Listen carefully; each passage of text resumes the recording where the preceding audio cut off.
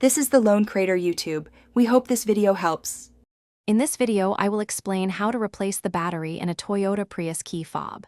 First, confirm your key fob uses a CR2032 coin cell battery. Next, gather a small flathead screwdriver and find a clean, well-lit area to work. This preparation ensures a smooth and easy battery replacement process. Taking these initial steps will help prevent any issues during the procedure, making it quick and efficient for you. Now, let's open the key fob.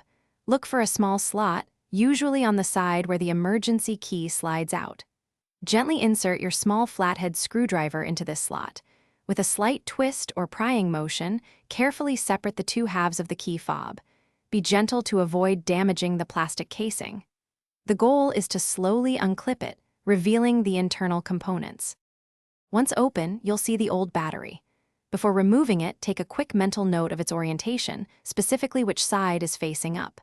This is usually the positive side. Carefully pry out the old CR2032 battery. Now, insert your new CR2032 battery, ensuring the positive side, often marked with a plus sign, faces upwards, just like the old one. This ensures proper contact and functionality. Finally, it's time to reassemble your key fob. Carefully align the two halves and gently press them together until they snap securely into place. Give it a good squeeze to ensure all clips are engaged.